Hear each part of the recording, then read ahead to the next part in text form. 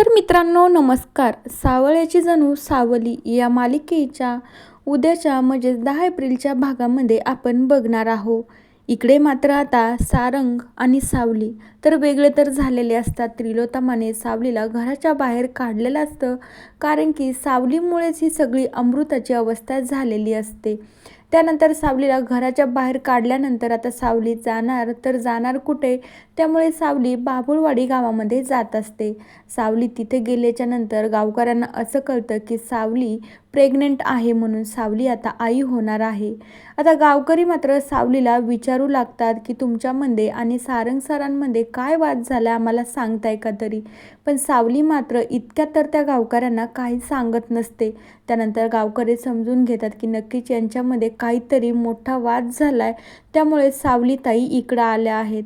त्यानंतर गावकरी दुसऱ्या दिवशी सावलीला हॉस्पिटलमध्ये घेऊन जातात. सावली खरंच आई होणार आहे की नाही हे आता कन्फर्म होऊन जात असतं. सावली खरंच प्रेग्नंट असते. त्यानंतर गावकरी म्हणू लागता की खरं तर सावलीताई तुम्ही सारंग सरांना ही सगळी बातमी सांगा, ते तर अगदी खूप खुश होऊन जातील आणि एका क्षणात तुमचे सगळे भांडण देखील मिटून जातील, पहिल्यासारखेच तुम्ही एकत्र व्हाल. त्यानंतर सावली सांगू लागते, हो ते तर खरं आहे, पण आता सारंग सर वेगळ्याच मनस्थितीमध्ये आहे, मी त्यांना नाही सांगू शकत. त्यानंतर सावली म्हणू लागते, पण तेवढं मात्र खरं आहे, ह्यो का माझ्या एकटीचाच आनंद नाही, त्यांचा पण आनंद आहे यामध्ये. मी त्यांना जाऊन सांगावं हे माझं कर्तव्य आणि जबाबदारी पण आहे. नंतर सावली असा निर्णय घेते की हो गावकरी, तुम्ही म्हणताय ना ते अगदी बरोबर आहे. मी आता लगेच सारंग सराकडे जाते आणि त्यांना मात्र ही गुड न्यूज देऊन टाकते, कारण की ते पण खूप खुश होतील. कारण की आतापर्यंत आम्ही दोघं जण या क्षणाची वाट बघत होतो आणि विठुरायाने तो क्षण आता आणला आहे, तर कशाला वेळ वाया मी घालू.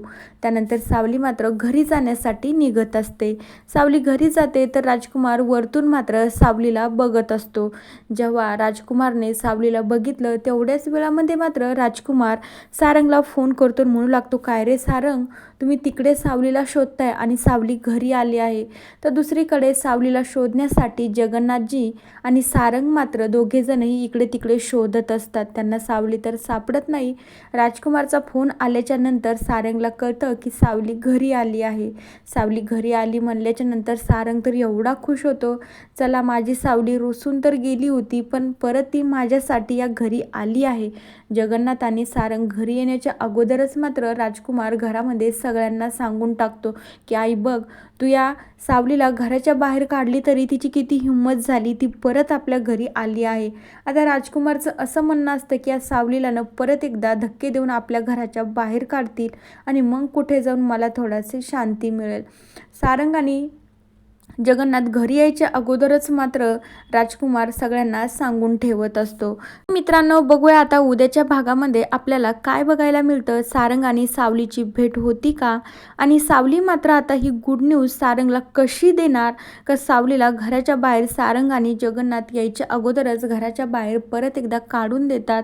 तर हा ट्विस्ट बघण्यासारखाच असणार आहे. उद्याच्या भागात नक्की बघूया. तोपर्यंत या मालिकेच्या पुढील भागांच्या अपडेट्ससाठी आपल्या चॅनलला सबस्क्राईब करा. So bye.